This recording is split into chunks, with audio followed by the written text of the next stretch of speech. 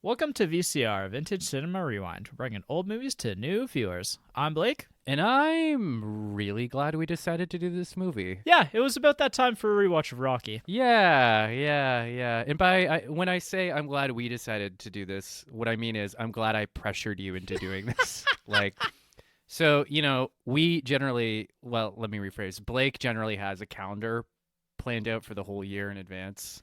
More like a general idea. Yeah, it's like an outline for a novel, right? Yeah. Like it's subject to change, but we came up to the blockbuster section and you were very much like, okay, let's stay away from franchise films because we've just done a bunch of them. And then I was just like, I want to do Rocky.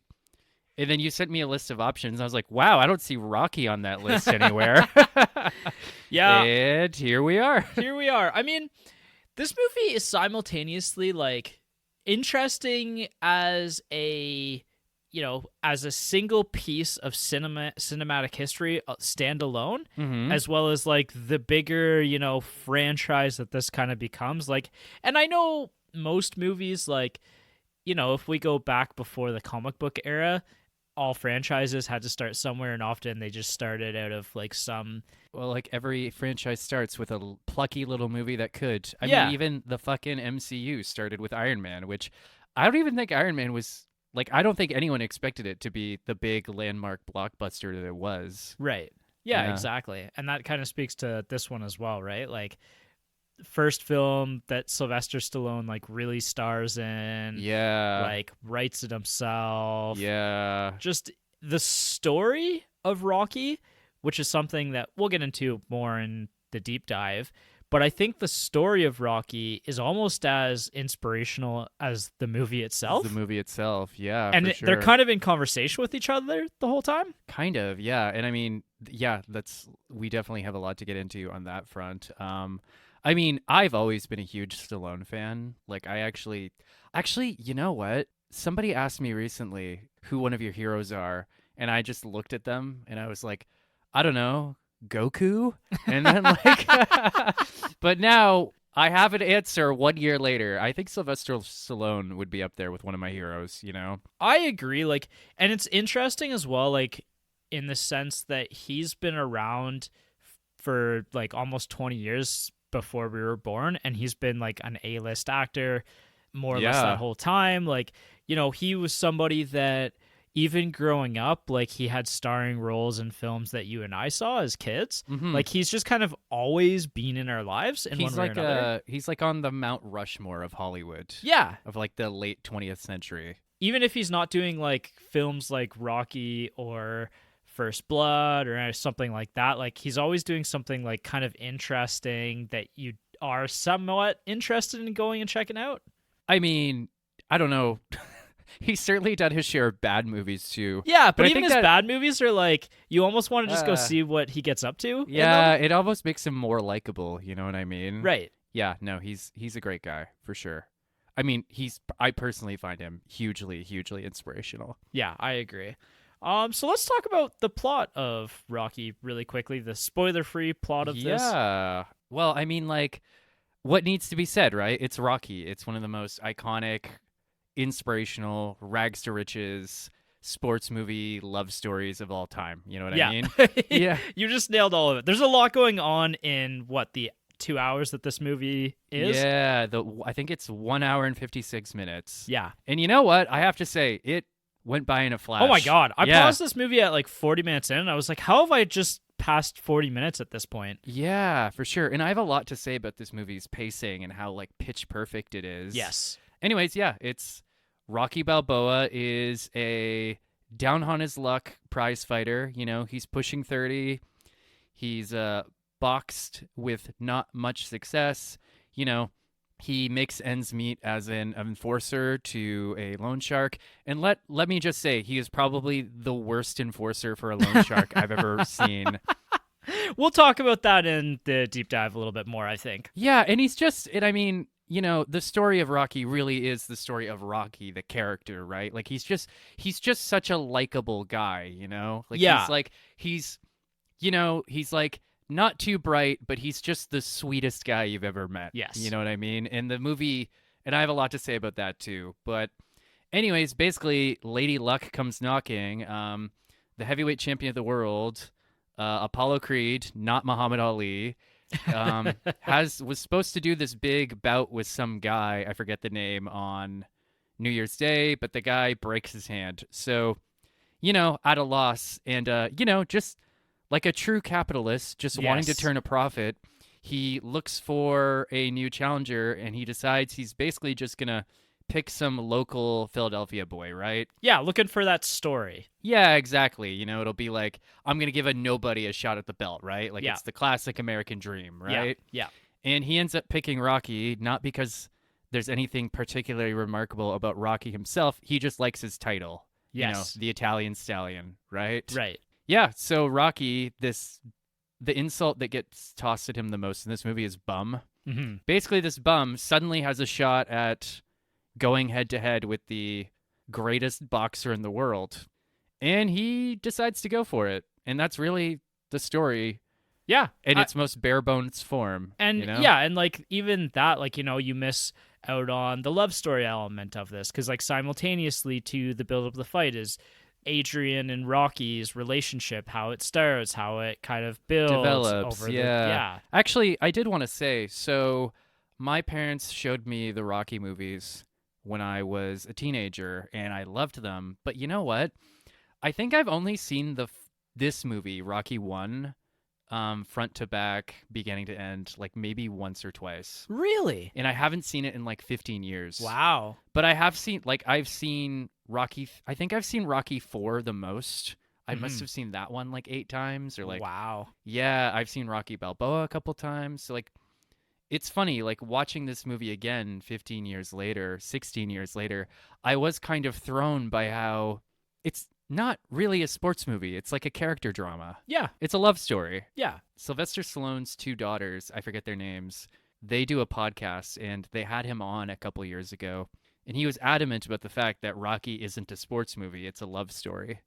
Yeah, and I actually tend to agree with that, and that's something that I feel like I've talked about on this podcast before, that I'm not really a big fan of sports movies in general. No. Unless kind of the sports aspect of it is a little bit more secondary. Yeah. And so I think that's why I have such a deep relationship with this movie, is kind of more of the focus on the character. The characters and the struggles. Yeah. Actually, like, it's funny. This is whatever. I'm spoiling a 50-year-old movie, but like, when he actually steps into the ring with Apollo, I actually checked the runtime. I'm like, we've got 10 minutes left. Like, oh my Right. God. Like, Yeah. this is the ending of the movie, right? Yeah. Yeah. Why, like, in my head, I expected the actual boxing match to be like half an hour. Right. Maybe that's something that the later Rocky movies kind of lost along the way, is that it became much more about the boxing than the character stuff. But you know what? Like, even though you're saying it was only 10 minutes, like, I wouldn't have guessed that. If you had asked me beforehand, like, how long do you think the final match, the actual runtime of it is, I would have guessed like 25 minutes, because Probably, yeah. it's just, you're so locked in at that point. Like, that's something that I really want to talk about in the deep dive, is how well this movie sucks you into the character and sucks you Yeah. into the drama and the will he, won't he of the situation. Can he do it? Can Yeah. he go the distance? Yeah. And so that you're just like so enveloped in it that like time kind of stops when you're watching that last 10 minutes. Yeah, I know, right? Like, there are some movies that like you kind of have to watch in chunks because they're just kind of dry and boring. Yeah. This movie, it's like you look at it and you're like, whoa, like, Yeah. where did the time go? As soon as I finished watching this movie, I'm like, oh man, I could just turn this right back on again and just like get back into this. Pretty much, yeah. I mean, I really particularly admire the way the movie opens. We open mid-boxing match. Rocky's fighting a bum named Spider Rico, and like they're going at it, and like it's this shitty boxing ring and this like shitty bar. There's like beer cans on the mat and everything. Yeah. He just barely wins. Then he goes home, and there's that long kind of poignant scene where he's alone in his shitty apartment, and he's like talking to his fish. Yeah. And he's just like, And his turtles. and his turtles. Yeah. And he's like, hey, if you guys could sing a dance, I wouldn't have to do this. And then he's looking at like the food, and you don't realize it at the time, but he's trying to think of a joke that he can tell Adrian the next day. Right. And you know what? I admit, like, one of my, I think, flaws as a human soul is that I'm extremely impatient. Yeah. You know, like I'm always like, I feel like my default line every time I see a movie is like, yeah, it could have been shorter. Like, Right. you know, like I'm actually doing some editing work for a client right now. And I just feel like every morning I wake up and I'm like sharpening my lives. Like, what can we cut out of this?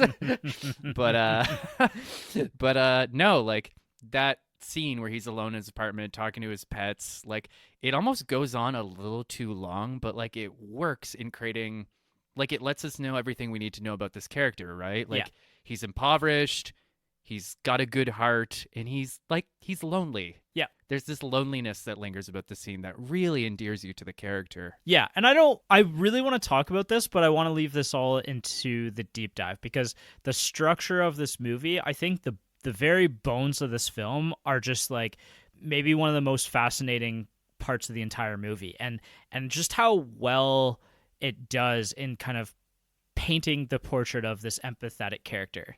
Yeah, really. Let's talk characters and people you may know. We've talked Sylvester Stallone, obviously household name, like A-list star, Sly Stallone, like you know him. Oh, yeah. Yeah, you know him from this, you know him from the Rambo film series, you know him from a dozen other films, including The Expendables, which The Expendables 4 did not do well over the last year. Oh, I think you and I saw Expendables 3 in theaters like 10 years ago. Probably Like 12 years ago now. And like we were just kind of like, ooh. Yeah. He's, you know, one of the mainstays of Hollywood, like you said. And he is also King Shark in the Suicide Squad. That's true, yes. And I guess I want to ask you, like, you personally, are you a Rocky guy or are you a Rambo guy?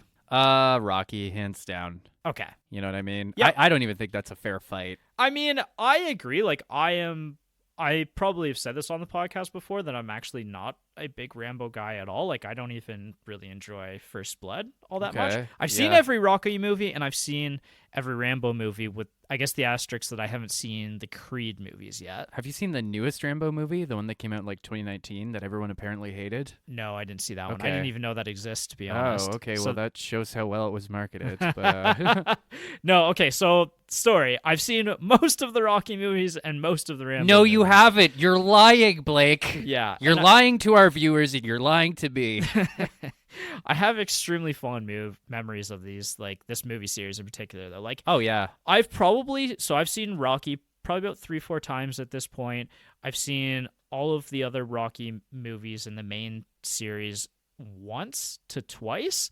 Yeah, but I do have fond memories of like Rocky 2 with Creed returning, Rocky 3 with Mr. T, like oh yeah, Rocky 4 we're getting into the Russian fights. Like, not only does the film series kind of, you know, ebb and flow with the decade that it's in and like kind of current world events and stuff like that. Like it's able to like ebb and flow the career of a boxer like over time as he ages and that sort of thing. Like, and you know, there are definitely low points in this series, like Rocky 5. Really the only one that I don't enjoy. Yeah, I forget who it was, but somebody was interviewing Stallone and they asked him to like rank all the Rocky movies out of 10. I think he gave like Rocky 1 a 10, he gave Rocky 2 a 7.5, gave Rocky 3 a 9, gave Rocky 4 a 7.5, and he gave Rocky 5 a 0. Nice. Yeah. Yeah, it's not great. But anyway, the other stars of the film are obviously the role of Adrian being one of the most important parts of the film. Talia Shire, the sister of Paulie. The sister of Paulie in the film. Oh, Francis Ford Coppola, right? Yeah, Francis Ford Coppola's sister, who, you know, we've talked about before actually when we did The Godfather Part 1. Because she plays Michael's sister in the film series. Maybe not like a central character in all aspects of that film, but definitely a central character to some big plot points as they happen over the film. I mean, she was definitely there, you know? Yeah. Oh, yeah, you were you can say for the rest of your life that you were in The Godfather. Oh, yeah, for sure. She is also known for really just portraying herself continuously throughout this movie series for several of the movies. And, you know, she's part of both The Godfather Part 1 and The Godfather Part 2. And I haven't seen The Godfather Part 3, so I actually don't know if she's involved in that one or not. No one will fault you for that. But yeah, so she's kind of important to film history in general. So she's like the love interest in the film. I think her and Rocky's relationship is maybe one of the more interesting relationships in film history. Yeah, for sure. I mean, it's certainly the central focus of this movie. Yeah. And I think that's something that I want to talk about in the deep dive in a little bit more detail. Her brother, Paulie, played by Burt Young, also a main star of this film and this film series. Just an absolute dirtbag. Yeah. I'd kind of forgotten about Polly, and then watching this movie, I'm like, oh, yeah, I forgot. It's Polly. There's stuff that I think also is shown about Polly that, you know, you have to think about. Like, there's some background stuff going on with Polly that I picked up on this watch that I thought was kind of interesting that I want to talk to you about. I want to talk about Polly. I definitely have thoughts about Polly. Yeah, and we've also talked about him on this podcast this year because we did Chinatown earlier this year. Oh, yeah, we did. And he just appears in that movie, and I was like, hey, that's Polly. Hey!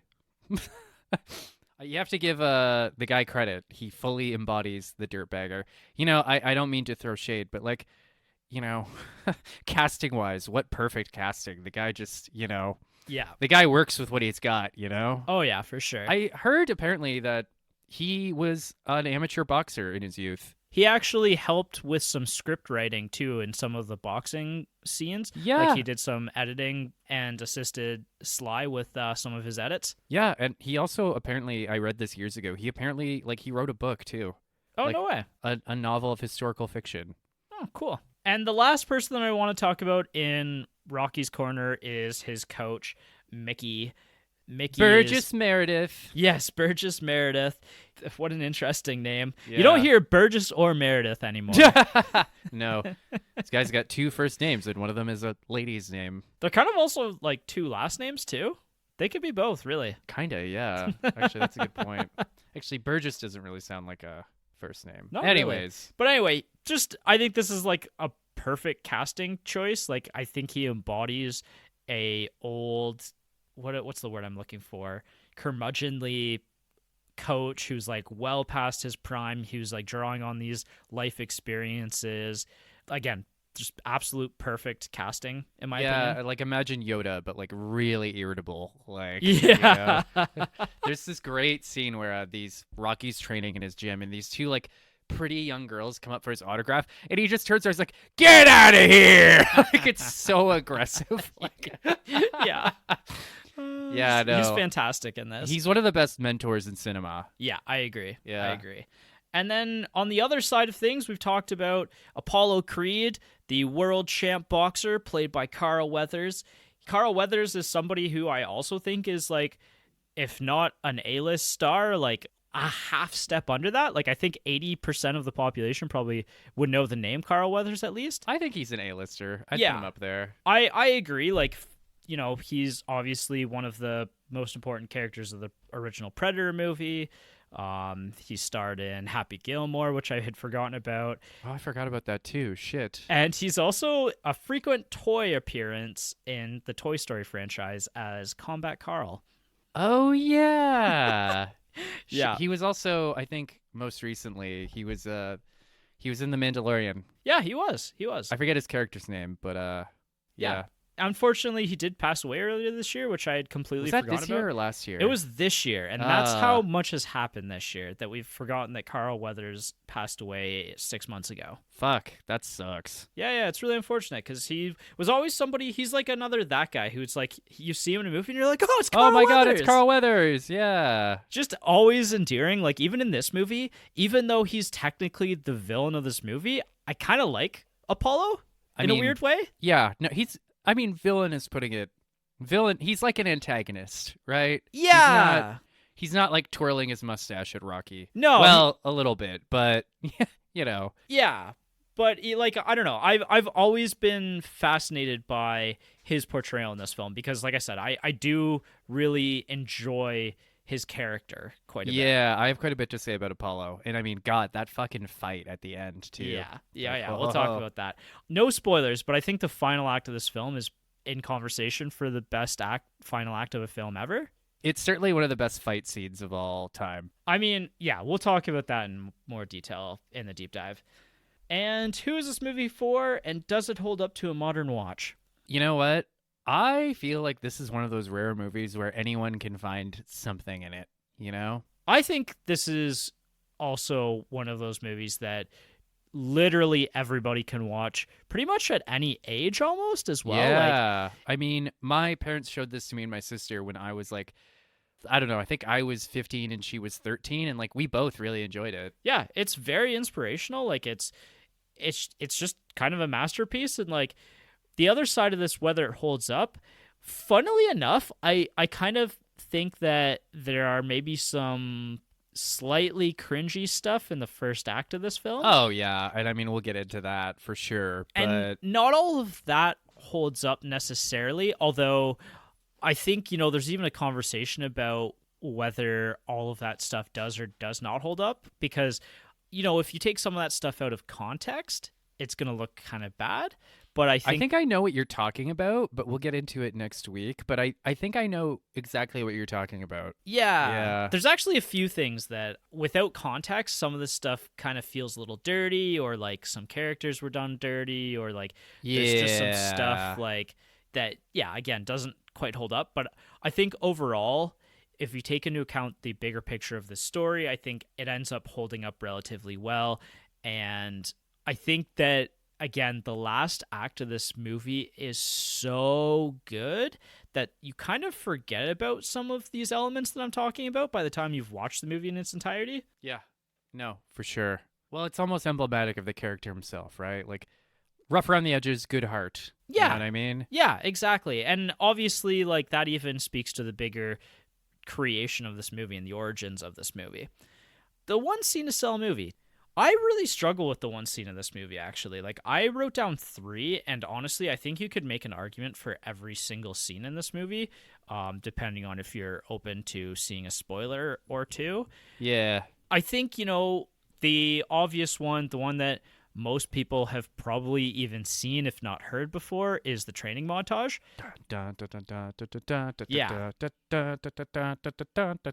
Yes. I mean, if that doesn't get you excited for this movie, I don't really know what else there is to tell you. Like, it's the most watched scene on movie clips out of all of the Rocky scenes. I think it is easily, like, it's one that I've watched just randomly at times, or like thought about. Like, I actually, funny enough, back in like university, I posted this during like a big accounting exam in our accounting group, and like people kind of went nuts for it, and then everybody was posting like different inspirational stuff in there, and I was like, all right guys, it was just kind of like a one-time thing here. Let's get like, back to work. You guys are beating it over the head now.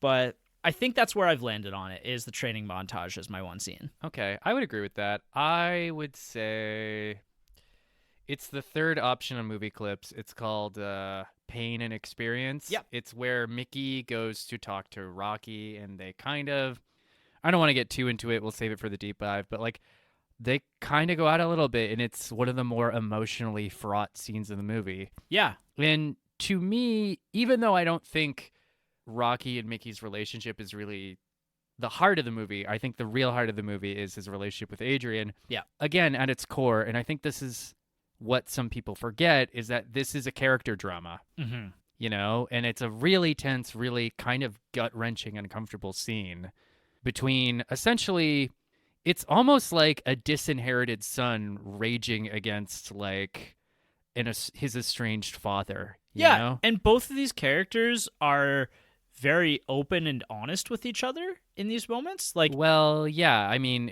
I don't even know that I'd say, I mean, we'll get into it more in the deep dive, but like, it's uncomfortable. Like, I think they're as honest as two dudes in the 70s could be with each other. Yeah. During a very emotional exchange. So yeah, this was one of the other 2 scenes that I had written down that I was stuck between. So I think this is a really good choice as well. You know what? My other maybe contender would be the first one, the date at the ice rink. Yep. Where Rocky goes on his first date with Adrian. This is, believe it or not, like a lot of people's favorite scene in the whole movie. Yeah, no, I buy it. Yeah. It's pretty funny. Like, Rocky has essentially coerced this young lady into going out with him. So he takes her to an ice rink on Thanksgiving. And there's only one guy there cleaning the ice. Rocky basically cons him into letting them skate around for 10 minutes. Yeah. And it's very charming. Yeah, no, I agree. And I think that we'll definitely be talking about that scene more. But the only thing that I want to kind of comment at this point, I think that scene's a good scene to bring up because something else that this movie does better than most movies in general is that there's this authenticity about the characters that really make you believe in the scene that you're watching. Like some of these scenes feel like you're actually just watching two people have a conversation with each other in real life. Oh yeah, it's very you know what I like about it? It's fucking awkward. Yeah. It's someone who's like out of a relationship and back on the market. It's uncomfortable. I was watching this scene and I was like, "Huh, yeah, okay." Like, Yep.